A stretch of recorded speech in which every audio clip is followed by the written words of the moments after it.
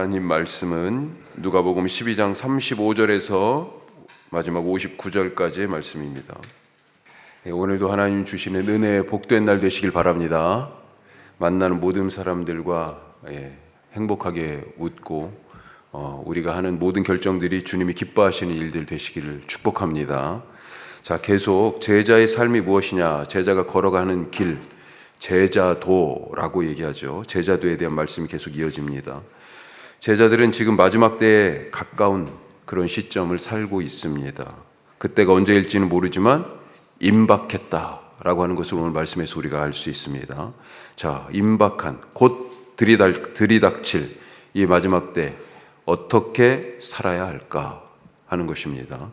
첫 번째, 맡겨진 일에 성실하라, 충성하라. 맡겨진 일에 충성하라. 자, 오늘 우리가 35절부터 말씀 읽었는데 세 가지 비유가 바로 연달아서 우선 나옵니다. 자, 신부의 집에서 혼인식을 하고 돌아오는 주인, 그 주인을 기다리는 종들의 비유. 이 장면이 그래서 돌아와서 지금 문을 두드리잖아요. 주인이 두드리는 거예요. 자기 집에 와가지고. 혼인잔치 비유의 그 배경이 신랑이 신부 집에 가가지고 식을 하고, 우리나라도 옛날에 그러지 않았습니까? 그렇게 하고 돌아오는 거예요. 자, 두 번째 비유는 느닷없이 들이닥친 도둑이 예고 없이 온다는 거죠. 또 세 번째는요, 주인이 집안일을 맡겨놓고, 종들에게 맡겨놓고 갔는데 그 종들이 주인이 없을 때 어떻게 하느냐, 그와 같은 이야기가, 세 가지 비유가 연달아서 오늘 앞부분에 나오고 있습니다. 자, 이 비유들은 먼저 현재의 상황, 현재의 질서가 끝난다라고 하는 것을 말해줍니다. 그걸 다른 말로 얘기하면 마지막 때라고 얘기하고, 또 다른 말로 얘기하면 심판이라고도 얘기하는 거죠. 결혼식을 마친 주인이 돌아오기 전, 후가 완전히 달라요. 그렇죠? 도둑이 들이닥치기 전, 후가 다르고요. 종들에게 집안일을 맡기고 떠났던 주인이 돌아오기 전, 후가 완전히 다릅니다. 과거 그 앞에 것을 옛 질서라고 얘기하면 이제는 새 질서가 만들어지는 거예요. 새 시대가 오는 것입니다. 이걸 다른 말로 뭐라고 표현합니까? 하나님의 나라라고 하는 거예요. 자, 또 두 번째로 이 새 시대, 하나님의 나라는요, 이미 시작되었지만 그날이 완성되는, 이 새 시대는 갑자기 온다, 이렇게 지금 되어 있습니다. 도둑이 예고 없이 찾아오는 것처럼 종들은 주인이 언제 올지 알지 못합니다. 하지만 분명한 것은 그때가 가까웠다 하는 것입니다. 가까웠어요. 그래서 도끼가 나무 뿌리에 놓였다. 이와 같은 방식으로 회개를 촉구했죠. 긴박하다. 이제 시간 얼마 안 남았다라고 하는 것. 임박했다. 갑자기 찾아온다. 자, 또 우리가 이 비유들에서 찾아볼 수 있는 것은 주인이 와서 이렇게 새로운 시대, 새로운 질서를 만드시는데 그 새로운 나라에 합당한 사람이 누구냐? 주인이 선발한다는 거죠. 그동안의 그 삶을 보고 주인이 선택한다는 거예요. 자, 첫 번째 비유에서 결혼식을 마치고 밤늦게 자기 집에 돌아온 주인, 자기 집 문을 막 두들기죠. 그때까지 등불을 켜고 깨어서 기다리고 있던 종은 주인으로부터 놀라운 일을 경험하게 됩니다. 자, 37절 말씀 보죠. 37절. 주인이 와서 깨어있는 것을 보면 그 종들은 복이 있으리로다. 내가 진실로 너희에게 이르노니 주인이 띠를 띠고 그 종들을 자리에 앉히고, 마지막에요, 나와 수종들더라. 서빙한다는 거예요. 수종든다는 것은. 서빙을 누가 해요? 원래는 종들이 해야 되잖아요. 이 말씀을 읽으면서 저도 처음 보는 것 같은 느낌이 들었어요. 야, 이런 놀라운 말씀이 있었네. 주인이 종들을 위해 지금 섬기고 서빙한다고 되어 있습니다. 천국의 식탁에 당신의 종들, 이 제자들을 예수님이 초청하시고 손수 음식을 대접하시는 그런 예수님. 우리 주일날 마르다와 마리아 이야기 말씀 읽었었는데, 마르다가 예수님 대접하려고 얼마나, 마태는 또 자기 집에 예수님 모셨고, 또 삭개오도 그랬었고요. 다들 예수님을 자기 집에 모셔서 대접했지, 예수님이 밥상 차려가지고 주신 적이 그래요. 근데 새로운 나라, 새 질서, 새 시대에는 예수님이 우리를 그렇게 섬겨주신답니다. 또 세 번째 비유에서 주인이 집안일을 맡기고 떠났다가 돌아왔어요.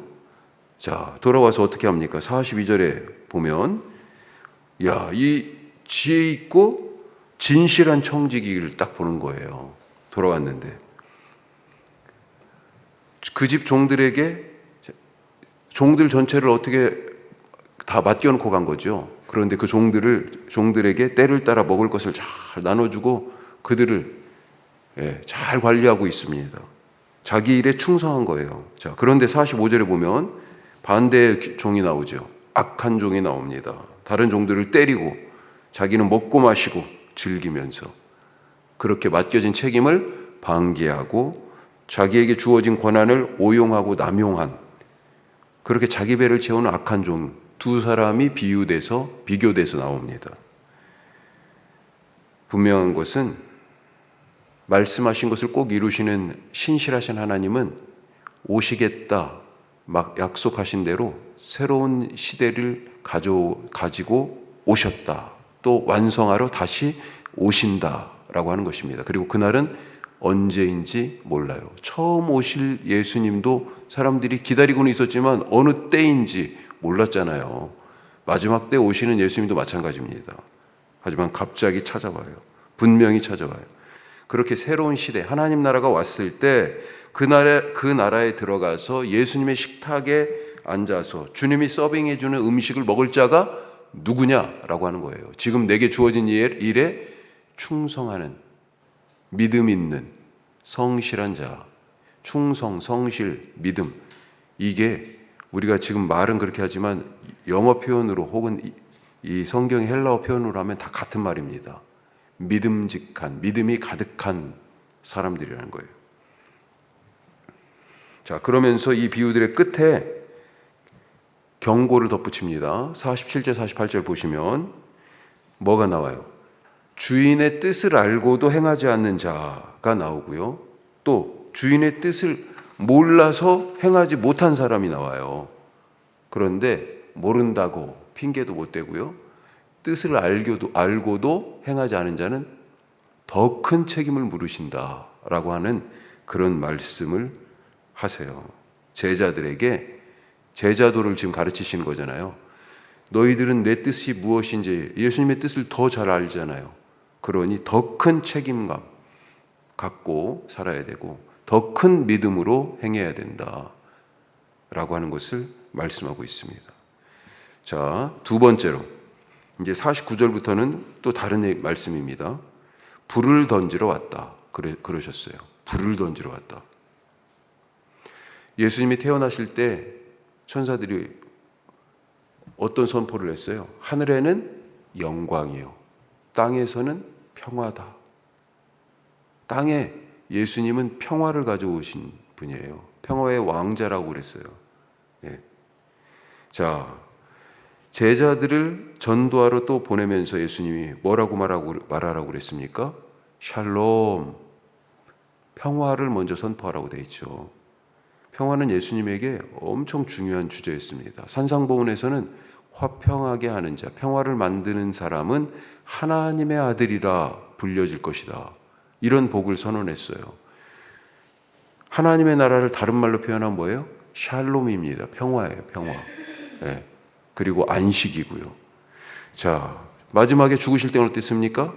십자가에서의 죽음을 바울은 뭐라고 표현했어요? 화목제물, 화해를 위한 제물로 그렇게 표현했어요. 자, 그런데 이렇게 평화라고 얘기할 수 있는 예수님의 삶을 가지고 오늘 말씀을 보니까 약간 일치가 안 되는 것 같아요.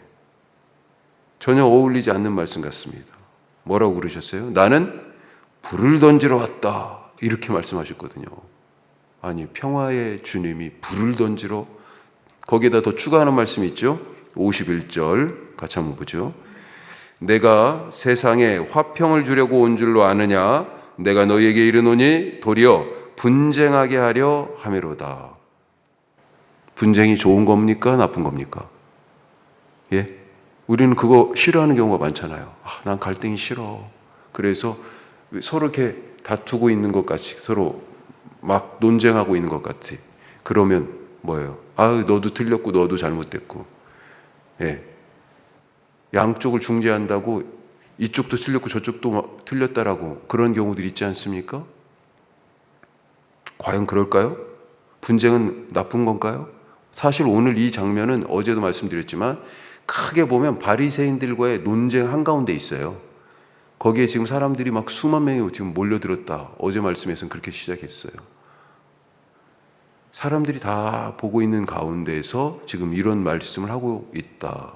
논쟁의 와중이다 라고 생각해 볼 수 있습니다. 자, 여기서 하여튼 불은 뭐예요? 심판을 얘기합니다. 심판. 이제 막 세워진 성막에서 구약 말씀을 생각해 보면 성막이 막 세워졌을 때 세워지고 나서 제일 먼저 한 일이 제사장을 기름 부어 세운 일이었어요. 그 첫 제사장 중에 하나인 나답과 아비후, 아론의 아들들이죠. 어떻게 됐습니까? 제사장 되고 나서 얼마 안 돼서 성막 안에서 죽임을 당했어요. 잘못된 불을 들이다가 여호와에게서 불이 나와서 심판받았습니다. 갈멜산에서도 하나님께서는 엘리야가 쌓아놓은 그 재물, 거기에 불로 응답하셨어요. 불로. 그리고 그 불은 어떤 불이 됐습니까? 이방 선지자들을 심판하는 불이 됐어요. 소돔과 고모라의 죄와 부정을 하나님은 어떻게 씻으셨어요? 불로 심판하셨습니다. 옛 시대, 죄악의 시대는 뭘로 끝냈어요? 심판이 있어요. 그 방법을 지금 불이라고 얘기하는 거예요. 동시에 그 불과 더불어서 뭐가 와요? 새로운 하나님 나라의 질서, 하나님 나라의 새 시대의 질서가 오는 거죠. 그래서 하나님은 옛 질서를, 타락한 신앙을, 배신한 그 백성을 심판하십니다. 하지만 이 하나님 나라에 저항하고 방해하고 반대하고 거부하는 자들이 있어요. 이들과 하나님의 나라, 이 새 시대의 주인공들이 분쟁을 해요. 제자들이 바로 이런 사람들이잖아요. 새 시대의 주인공. 그래서 이걸 어떻게 표현합니까? 아버지와 아들이, 어머니와 딸이, 시어머니와 며느리가 분쟁하는 걸로 지금 얘기하고 있어요. 옛 시대와 새 시대를 지금 얘기하는 겁니다. 이렇게 옛 것과 새 것이 충돌하게 되는데, 유대 사회라는 한 집에서 종교 권력을 지금 갖고 있는 옛 세대 중심에 있는 자들과 제자들, 하나님 나라라고 하는 새 시대를 가져오는 제자들이 지금 충돌하게 될 거다. 그게 바로 교회를 핍박하고 예수님 승천하신 후에 제자들을 어떻게든지 못 잡아먹어서 결국은 스데반 집사를 죽이고 제자 중에 야고보를 죽였고 그렇잖아요. 그런 일들이 펼쳐지게 되죠. 예수님은 어떻게 그러면 불을 던지십니까? 어떻게 하나님 나라를 가져오세요? 어떻게 율법이라고 하는 이 율법의 시대에 율법의 시대를 은혜의 시대로 어떻게 바꿔요? 이 정죄와 판단의 시대를 어떻게 사랑의 시대로 바꾸십니까? 예수님은 이 대목에서 뭘 말씀하세요? 자기가 받을 세례를 말씀하세요. 50절에 보면 내 받을 세례가 지금 남아있다라고 말씀하잖아요. 세례는 무엇입니까? 물에 들어갔다 나오는 거죠. 세례, 물에 들어갔다 나오는 것입니다. 물에 들어가면 뭐예요? 죽어요. 물에 더 나오면 사는 거고요. 뭡니까? 십자가와 부활이에요. 물에 들어가는 것이 바로 죽음, 십자가고요. 물에서 나오는 것이 부활, 새로운 생명으로 사는. 그래서 예수님이 세례를 받고 물에서 나오실 때 새로운 생명이죠. 이게 거듭남의 징표예요. 그때 뭐예요? 성령이 비둘기같이, 그렇죠, 성령으로 거듭나는 새 생명을 얘기하는 거죠. 세례. 죽었다. 옛 생명은, 옛 사람은 죽은 거예요. 이제 새 사람으로 새 시대를 살아가는 거죠. 제자들이 갈 때 그래서 평화를 선포하지만 분쟁이 불가피한 것입니다. 그 분쟁을 피하지 마시기 바랍니다. 분쟁을 넘어야 평화예요. 그래서 평화는 그냥 주어지는 게 아니고 아까 말씀드렸지만 화평케 하는 자, 평화를 만드는 사람, 분쟁을 넘어서 평화를 만드는 사람이 하나님의 아들이라 불려질 것입니다. 오늘 말씀 진짜 잘 기억하시기 바랍니다. 이거 여러 가지 말씀을 지금 압축해서 섞어서 말씀을 드렸는데, 세 번째로 조금만 더 살펴보면 옳은 것을 말하라. 따라서 옳은 것을 말해야 됩니다. 자, 날씨를 분별하면서 시대를 분별하지 못하는 자들 책망하고 계세요. 그래서 서쪽에서 바람이 불면 비가 올 것 같아. 왜요? 지중해에서 불어오는 거거든요. 습기를 머금은 바람입니다. 그래서 비 올 것 같아 이렇게 얘기하는 거고요. 남풍이 불면 더울 것 같아 그런다고 되어 있어요. 왜요? 남쪽은 사막이에요. 네게브 지역, 그 밑에 쪽은 아라비아 사막이에요. 거기에서부터 지금 뜨거운 바람이 올라오니까 당연히 더울 것 같죠.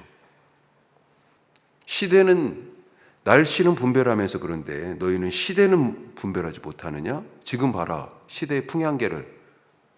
그런 얘기입니다. 그러면서 이것을 놀랍게도 예수님 뭐라고 말씀하셨냐면 이게 외식하는 거다. 이것이 왜 앞뒤가 똑같이 하는 외식하는 걸까? 생각하게 되는데, 왜 그러냐면 개인적인 신앙에 갇혀서 공동체적인 상황을 외면하는 것을 책망하는 말씀입니다. 개인의 신앙에 나는 열심히 기도하고 나는 열심히 말씀 보고 나는 하나님 열심히 빠지지 않고 예배 드리고 이러니까 됐지. 개인 신앙에만 딱 몰두하고 신앙을 그렇게 가두어 놓고 공동체를 외면하는 것을 외식이라고 지금 얘기하고 계시는 거예요. 예수님은 이렇게 공동체가 당한 상황을 외면하고 현실을 회피하는 자들에게 뭐라고 말씀하세요? 57절 말씀 같이 한번 읽어보면요. 57절. 또 어찌하여 옳은 것을 스스로 판단하지 아니하느냐. 아니, 날씨는 분별해서 비 올 것 같아 판단하잖아요. 그런데 왜 시대의 바람 풍향계를 보면서 이것이 정의야, 이것이 하나님의 뜻이야 라고 말하지 않느냐. 지금 우리나라의 상황에 대해서 그리스도인들이 제대로 얘기해야 됩니다. 우리는 기도해야지. 기도 당연히 해야 되죠. 하지만 그걸로 지금이 맞는지 틀린지를 얘기하지 못한다면 내 신앙이 무슨 의미가 있어요?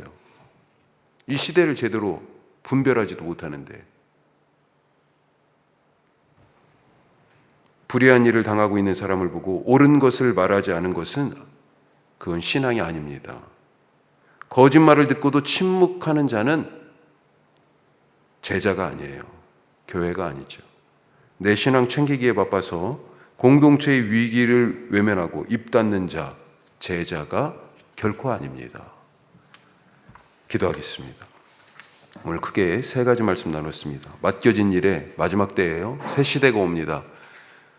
누가 그 새 시대의 주인공이 될 수 있어요? 맡겨진 일에 충성하는 자. 예수님은 불을 던지러 왔다고 그랬습니다. 새 시대는 옛 질서 속에 새 시대가 들어오는 거기 때문에요. 불을 던지는 거나 다름없어요. 옛 시대의 종말을 선언하기 때문에 심판이에요. 그래서 갈등이 있을 수밖에 없습니다. 어떻게 해야 됩니까? 그 갈등을 마주해야 돼요. 마주해야 돼. 세 번째로 옳은 것을 말하라고 그랬습니다.